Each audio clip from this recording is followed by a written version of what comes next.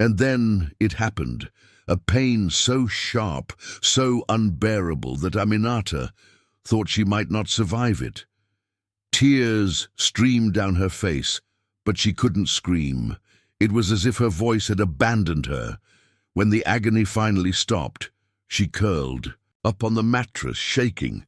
The burning pain between her legs refused to leave, and all she could think about was disappearing. Her father sat on a wooden stool, his head in his hands. He said nothing. Aminata turned to face the wall, her silent tears soaking the pillow beneath her.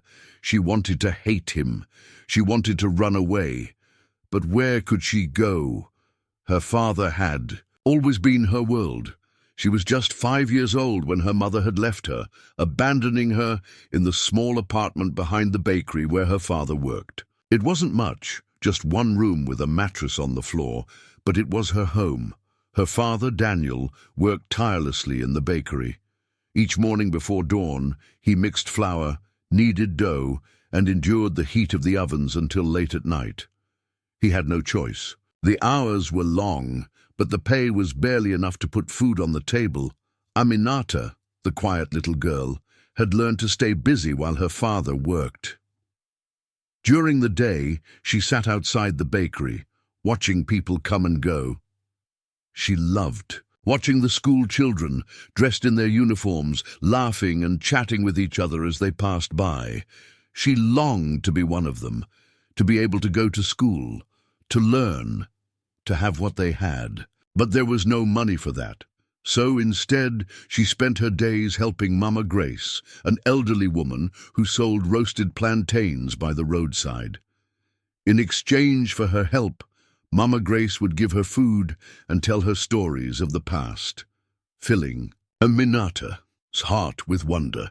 Daniel loved his daughter dearly, but life was hard. He often gazed at Aminata, filled with guilt for the life he could give her. He wished he could send her to school, buy her nice clothes, or provide 3 proper meals a day. All he could afford, though, was dry bread from the bakery, and, on lucky days, a little groundnut paste to go with it. One evening, as they sat outside their small room, Aminata looked up at her father and asked, "Papa, when will I go to school?" Daniel sighed, rubbing his tired eyes. "Soon, my child. Very soon." But Aminata wasn't convinced. She had asked this question so many times before, and the answer was always the same. That night, after eating their usual meal of bread and butter, Aminata lay down on the mattress while her father sat on the wooden stool, staring off into space. He had so many thoughts weighing on him. He knew he couldn't keep promising her things he might never be able to give. As he watched Aminata sleep, a deep sadness filled his heart. She was all he had left, and he would do anything to protect her. "Papa," Aminata yawned, rubbing her eyes. "I'm sleepy." "Then go to bed, my dear. I'll join you soon." She curled up under her thin blanket, and within moments she was fast asleep. Daniel sat alone, lost in thought. He had heard about a new construction company hiring workers, and the pay was better than what he earned at the bakery. If he got the job, maybe he could save up enough for Aminata's school fees. The thought gave him hope. With this in mind, he lay down beside his daughter, drifting into a deep sleep. The night was quiet except for the occasional sound of rats scurrying across the wooden floor. But Aminata stirred in her sleep. She dreamed of school, of wearing a blue uniform and carrying a big school bag. In her dream, she was laughing, playing with other children. But suddenly, the dream shifted. She felt something cold touch her back. Her eyes fluttered open, but the room was dark. She lay still, listening. Then she felt it again, rough and unfamiliar fingers moving slowly along her back. A wave of fear rushed through her body. She tried to move, but the hand pressed down on her. Her breath caught in her throat. She wanted to scream, but her voice was trapped inside. Who was in the room with them? Where was her father? The hand moved lower, and Aminata froze. She now realized this was no dream. She lay as still as possible, gripping the mattress tightly. She didn't understand what was happening, but she knew something wasn't right. She squeezed her eyes shut, pretending to be asleep. Maybe if she stayed still, it would stop. Maybe if she stayed quiet, it would go away. Her heart pounded in her chest, and she could barely breathe. She wanted to turn around and look at her father's face, but she was too scared. Eventually, the touch stopped, and she heard him shift beside her. She waited in silence, her body tense, until she was sure he had fallen asleep. Only then did she allow herself to breathe a sigh of relief. The next morning, Aminata woke up feeling strange. She couldn't explain it, but something had changed. She watched her father as he moved around the small room, preparing for work as though nothing had happened. She wanted to believe she had imagined it all, but the unease inside her told her otherwise. "Aminata," Daniel called softly. "Yes, Papa?" she replied, sitting up on the mattress. "Are you okay?" His eyes searched her face as he buttoned his shirt. Aminata hesitated for a moment, then nodded. "Yes, Papa, I'm fine." He smiled at her, the same warm smile he always gave her. But something about it felt different, or maybe it was her who had changed. That day, Aminata went to Mama Grace's roadside stand as usual. She sat quietly, helping the old woman with her work. But in her heart, something had shifted. Mama Grace, with her gentle smile, noticed Aminata. Silence as they sat by the roadside. "A child, are you all right?" she asked, her voice full of concern. Aminata forced a small smile, though it didn't reach her eyes. "I'm fine, Mama Grace," she replied, but deep down, she wasn't fine. That night, after her father returned from work, he sat on the wooden stool and watched Aminata as she tidied up their small room. "Come, sit on my lap," he said suddenly. Aminata froze. She had always sat on his lap before, enjoying the stories he would tell, the laughs they would share. He would call her his little princess. But now, something about it felt different. She hesitated for a moment, but when she saw the look in his eyes, she forced herself to move toward him. She climbed onto his lap, but almost immediately she felt something shift beneath her. Something hard and strange pressing against her. Her heart raced, and a feeling of dread washed over her. She swallowed hard. Her father wrapped his arms around her tightly. "You know I love you, right?" he murmured against her ear. Aminata nodded, but inside she felt cold all over. "Good girl," he whispered, and from that moment on, it became routine. Every night, after returning from the bakery, her father would call her to sit on his lap. At first, Aminata thought it was just a normal hug, but soon she began to notice the changes, the way he held her too tightly, the way his hands moved in ways that made her uncomfortable. She never said anything. She couldn't. He was her father, the only person she had in the world. If she told anyone, who would believe her? Where could she go? She loved her father, she really did. He was the one who cared for her when her mother left, the one who worked, or to feed her. He was the one who wiped her tears when she was sad. But now, everything felt different. Then one evening something happened that changed everything. Aminata had just finished fetching water from the public tap. Sweat dripped from her body from the long walk back, and she decided to take a quick bath before dinner. Their small apartment had a tiny bathroom with a wooden door that didn't lock properly. She undressed quickly, poured water into a small bucket, and began to bathe. She had just poured water over her head when the door creaked open. She turned sharply, covering her chest with her small hands. Her father stood there looking at her. "Papa," she whispered, her voice shaking. He didn't say anything at first. Then, in a calm voice, he said, "Come out." Aminata hesitated. She didn't understand what was happening, but something inside her told her not to argue. She slowly stepped out of the bathroom, shivering as water dripped down her skin. Her father pointed to the floor. Pick that up for me." She looked down and saw a small rag lying at his feet. As she bent down to pick it up, she felt it, a strong grip around her waist.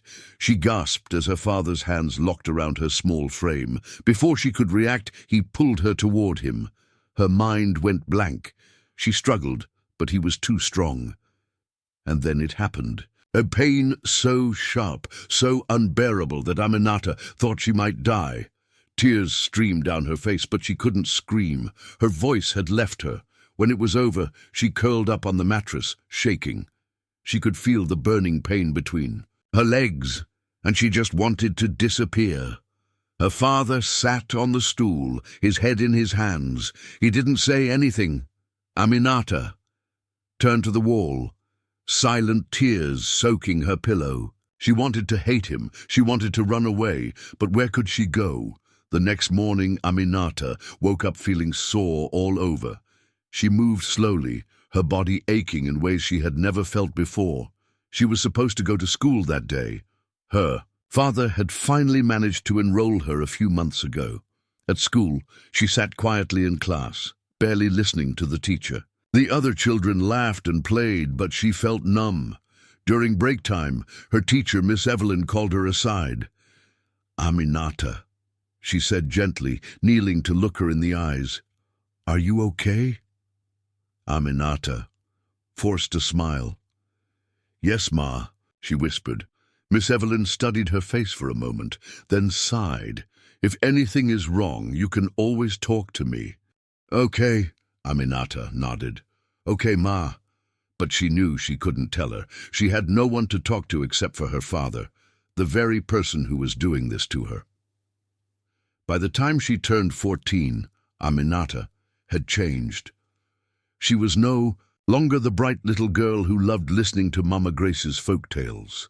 She had become quiet, withdrawn. She focused on her studies, knowing that education was the only thing that could take her far from her current life. Her father still worked at the bakery, still came home late at night, and still called her to his bed whenever he pleased. But Aminata no longer cried. She no longer begged. She just obeyed. Then one morning, while sitting in class, Aminata felt an unusual wave of nausea rise in her stomach. She tried to ignore it, but before she could stop herself, she leaned forward and vomited all over the floor. The classroom erupted in noise as the other students jumped back in shock. Miss Evelyn rushed over to her. "Are you okay?" Aminata wiped her mouth, feeling lightheaded. "I'm fine, Ma," she whispered, trying to steady herself. Miss Evelyn wasn't convinced.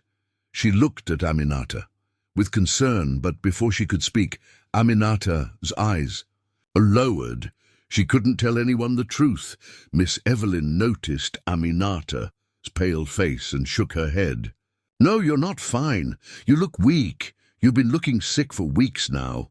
"I'm just tired," Aminata said quickly, trying to brush it off. "No," Miss Evelyn's voice was firm. "You're going to the school clinic right now." Before Aminata could protest, she was gently led out of the classroom. The nurse at the school clinic made her lie down and asked a few questions. Then, after what felt like an eternity, the nurse returned with a concerned expression, Miss Evelyn standing beside her, arms crossed. "Aminata," the nurse began slowly, "you're pregnant." Aminata blinked, her heart pounding in her chest. "What? What do you mean I'm pregnant?" she whispered, the words too much for her to understand. The nurse repeated herself, a quiet sadness in her tone. "You're pregnant," Miss Evelyn gasped. "How? Aminata, you're only 14. Who is responsible for this?" "I don't know," Aminata muttered, her eyes downcast, staring at her lap. "What do you mean you don't know?" Miss Evelyn's voice was sharp now. "Has someone been touching you?" "Aminata, you have to tell us the truth." Aminata shook her head quickly, tears threatening to fall. "Nobody. I don't know anything." The nurse and Miss Evelyn exchanged worried glances. "We need to call your father," the nurse said softly. Aminata's heart pounded and she whispered, "No." But it was too late. The nurse had already gone to the phone. An hour later, her father arrived at the school. His face was a mask of anger. "What is this nonsense?" he barked as he stormed into the principal's office. "What is this I'm hearing about my daughter?" "Mr. Gabriel," the principal said carefully, "your daughter is pregnant. We need to know who is responsible." Aminata sat on a chair, head down, her heart hammering in her chest. She could feel her father's eyes burning into her. "It's Dina," he snapped. "Who did this to you?" Aminata swallowed hard. "I don't know." His hand slammed against the desk.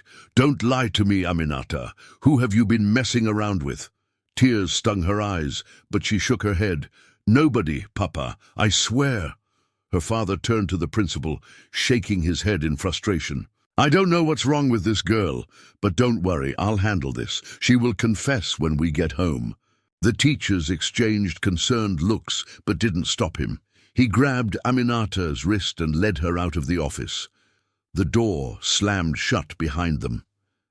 At home, her father barely gave her a chance to breathe before he grabbed her by the shoulders and shook her. "How did this happen?" he shouted. "Who else have you been with?" Aminata trembled. "Nobody, Papa. You're the only one." He froze for a moment and the room fell into an eerie silence. Slowly, he let go of her and took a step back. "Why didn't you say anything at the school?" he asked, his voice suddenly calm. "I didn't want to implicate you," she whispered, the words so quiet they were barely audible. He exhaled deeply, rubbing his forehead. "Listen to me," he said firmly. "Nobody must ever know about this. Do you hear me?" Aminata nodded quickly. "Yes, Papa." "This pregnancy must go," he continued, his tone cold and final. "You are too young for this. We will take care of it, and you will go back to school as if nothing happened." She didn't respond. That evening, her father left the house and returned with some pills. "Take these," he ordered. Aminata stared at the small white tablets in his palm, dread rising in her chest. She didn't know much about pregnancy, but she knew exactly what these pills were meant for. Slowly, she took them from his hand and swallowed them. Over the next few days, she bled heavily. The pain was unbearable, but she didn't complain. She stayed curled up on the mattress, biting her lips to stop herself from crying out. Her father barely looked at her. He simply told her to stay home until it was over. And then, just like that, it was gone. A week later, Aminata returned to school. Miss Evelyn watched her closely. "Are you feeling better?" "Yes, Ma," Aminata replied, forcing a smile. Miss Evelyn narrowed her eyes. Something about Aminata seemed off. The sickly look was gone, and the exhaustion in her eyes had disappeared. She turned to the principal later that day. "Something isn't right," she said. "Aminata was pregnant last week, but now she looks like she never was." The principal sighed. "Her father said it was a family matter, and that it's been handled." Miss Evelyn frowned. "That doesn't sit right with me." "But what can we do?" the principal asked. "She won't talk, and if her father says it's been handled, we have no proof of anything." Miss Evelyn pursed her lips, frustration building inside her. She didn't know what it was, but something inside her told her that Aminata needed help. She just didn't know how to give it. Then it happened again. Miss Evelyn wasn't convinced. Something about the entire situation didn't make sense. How could Aminata get pregnant twice and then have both pregnancies suddenly disappear? It wasn't normal. One afternoon, Miss Evelyn sat at her desk, lost in thought. Aminata was a quiet girl. She had always been that way. But there was something else. Something in Aminata's eyes. A fear, a reluctance to speak. Miss Evelyn knew that if she wanted answers, she needed to gain Aminata's trust. So she changed her approach. Instead of pressuring Aminata with questions, she started being kinder to her. She praised her in class, bought her snacks, and gave her small gifts. One day, she invited Aminata to her home.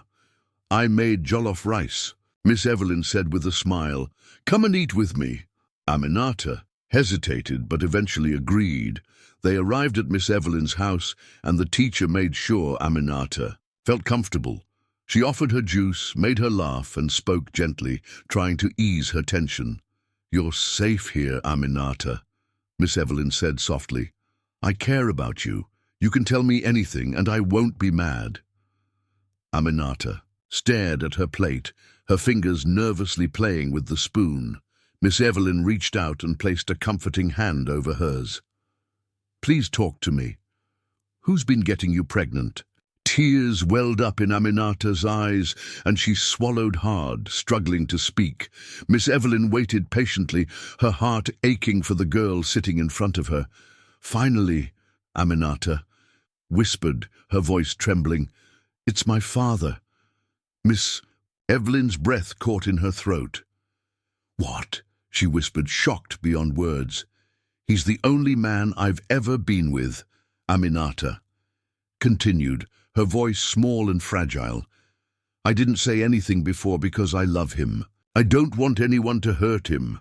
Miss Evelyn felt sick to her stomach, her heart shattered as she realized the depth of Aminata's confusion. This poor girl had been manipulated so badly that she believed what was happening to her was love.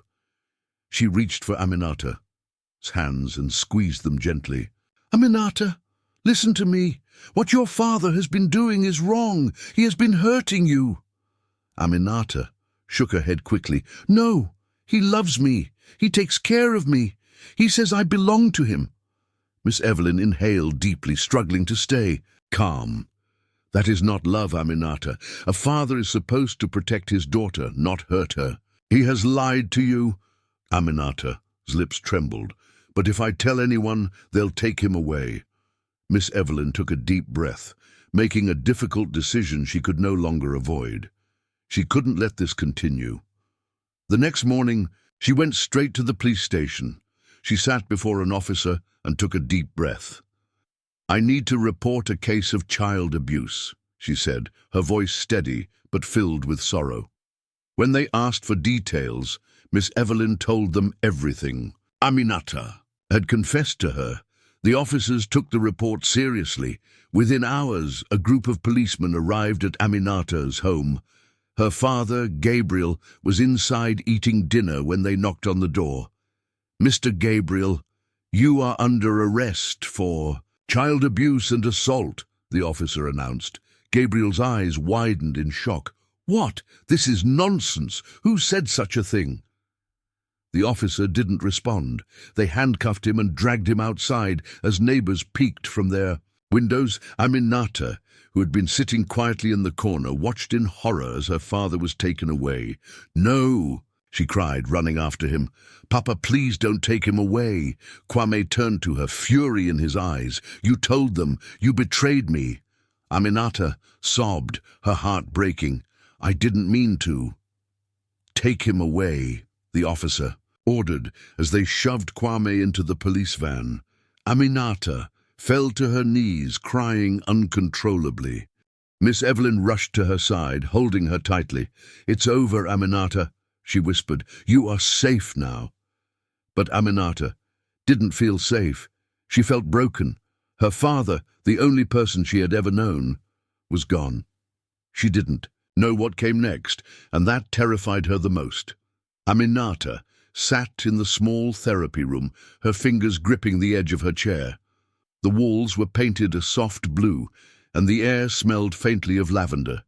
Across from her sat a woman, with warm eyes and a gentle smile. The therapist spoke softly, trying to comfort her. "I know this is hard, but you're safe now." Aminata lowered her head. "I don't feel safe," she whispered. The therapist leaned forward, her voice gentle. "Why?" Tears welled up in Aminata's eyes. "Because my father is gone. I don't know how to live without him." The therapist nodded, her face filled with understanding. "I know it feels that way, but Aminata, what your father did to you was wrong." Aminata wiped her eyes quickly. But he loved me. He took care of me. He said I belonged to him. The therapist sighed gently. That's not love, Aminata. A father's love is supposed to protect, not harm. He made you believe something. That isn't true. Aminata stared at her hands. But I still miss him. It's okay to miss him, the therapist said softly. You loved him because he was your father, but the love he showed you wasn't real love. He was supposed to be your protector, not someone who hurt you. Aminata took a shaky breath. So what I felt for him wasn't real love. The therapist nodded. No, Aminata. It was manipulation. He made you think you had no choice. But you did. And now you are free. Aminata was quiet for a long time. The words sank into her heart, heavy but true. Over the next few months, she continued therapy, slowly unlearning the lies her father had told her. She began to see that love wasn't supposed to be painful or secretive. She learned to forgive herself for believing him and started to heal. Meanwhile, her father was sentenced to prison. The court found him guilty of multiple offenses and he was given a long sentence. When Aminata heard the news, she felt a mix of emotions, relief, sadness, and fear of the unknown. But for the first time in her life, she also felt something else. She was free, and for the first time, she could finally begin to live.